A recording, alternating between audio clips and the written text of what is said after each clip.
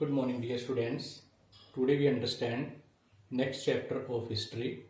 Chapter number is 8. The chapter name is Education under the British Rule. Education, lesson number 8. Lesson name is Education under the British rule. This chapter is giving a lot of knowledge about the education system before the East India Company and after the East India Company in India. ठीक है, इस chapter में हम भारत में जो education system रहा उसके बारे में बहुत महत्वपूर्ण जानकारी हासिल करेंगे और आप इस चैप्टर को ध्यान से अंडरस्टैंड करेंगे। ठीक है, सबसे पहले हम अंडरस्टैंड करते हैं चैप्टर जो है वो British policy in education. British policy in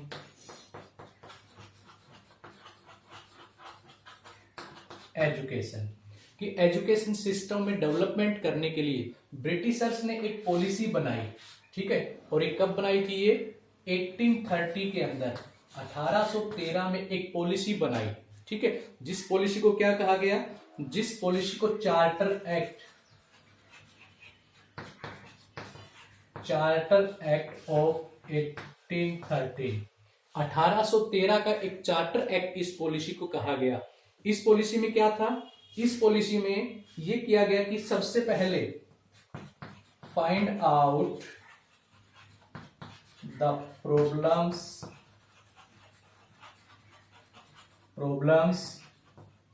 in education system of India कि भारत में जो वर्तमान सिस्टम, भारत में जो उस समय का जो एजुकेशन सिस्टम चल रहा था उसमें क्या क्या प्रॉब्लम्स थी, उन प्रॉब्लम्स को फाइंड आउट करना and find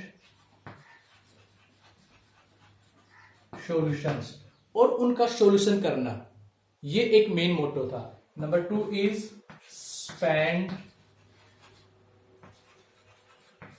1 lakh rupees to education system of India.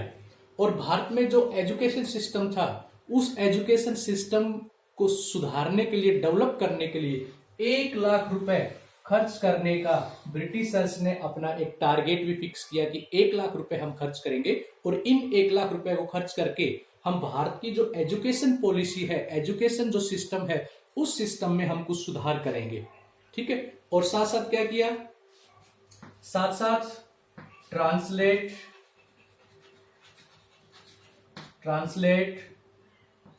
Indian text into English language कि भारत के जो प्राचीन ग्रंथ हैं, ठीक है, और भारत के जो हिंदू जो धर्म के ग्रंथ है, उन ग्रंथ को संस्कृत भाषा से उसको किस में चेंज करना? पर्शियन और इंग्लिश भाषा में उसको चेंज करना। ठीक है, ये भी एक मेन मोटो बनाया गया एजुकेशन सिस्टम में सुधार करने के लिए। फिर उसके बाद क्या हुआ? उसके बाद देखिए the Orient list.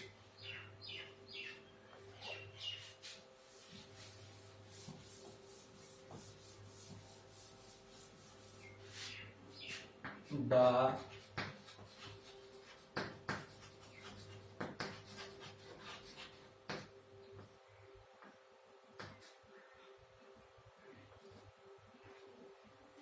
Orientalist.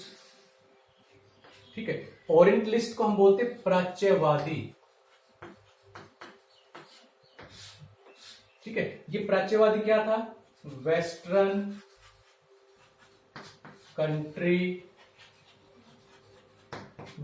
Countries में 17th एंड 18th सेंचुरी में, ठीक है। तो करेक्ट प्राच्यवादी क्या थे? 17th और 18th सेंचुरी में वेस्टर्न कंट्रीज के अंदर एजुकेशन को एक पॉइंट बनाया गया, एक केंद्र बिंदु बनाया गया, और जिससे क्या किया जाए? Spread the western language through out the world, ठीक है, थ्रू आउट द वर्ल्ड, कि पूरे संसार में जो वेस्टर्न एजुकेशन है, वेस्टर्न कल्चर है, ठीक है, जो मॉडर्न कल्चर है, उसको क्या किया जाए? उसको स्प्रेड किया जाए। ये प्राच्यवादियों का मेन क्या था? मेन मोटिव था। और इसमें मेन क्या था? ठीक है, मेन था यहां पे sir William Jones. Sir William Jones एक ब्रिटिश ऑफिसर थे। उन दिनों ये क्या होते थे? कोलकाता हाई कोर्ट में जज होते थे। कोलकाता हाई कोर्ट में जज होते थे। ही वॉज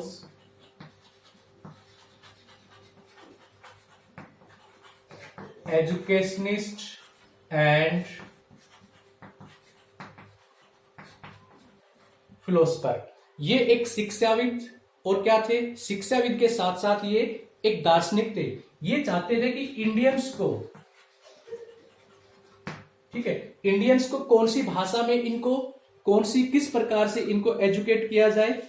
इंडिजेनियस,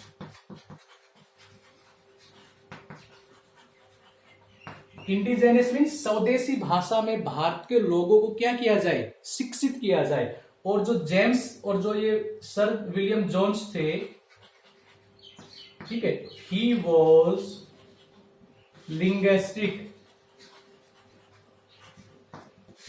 मीन्स ये एक भाषावादी थे। 7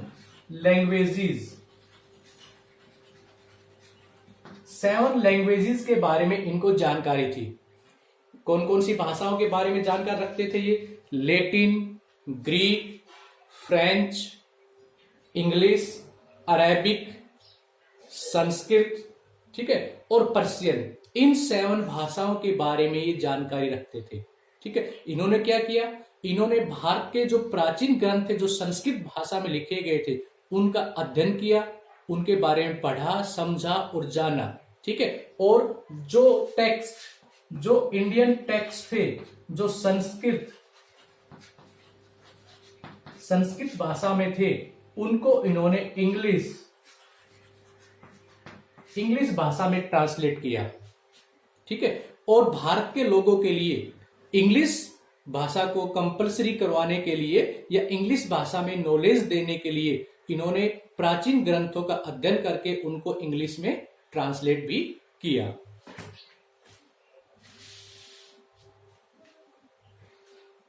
उसके बाद हेनरी थॉमस कोलंबस भी इसी प्रकार के थे, जो भारत के कल्चर और भारत की जो हेरिटेज थी उसको बहुत ही रेस्पेक्ट करते थे, ठीक है। फिर उसके बाद लॉर्ड मैकाले आते हैं। लॉर्ड मैकाले, जिनको भारत में इंग्लिश एजुकेशन का जन्मदाता कहा जाता है, जिन्होंने भारत में इंग्लिश सिस्टम में डेवलपमेंट करने के लिए जिनको माना जाता है, उनके बारे में हम नेक्स्ट वीडियो में उसमें डिस्कस करेंगे। Thanks, have a nice day.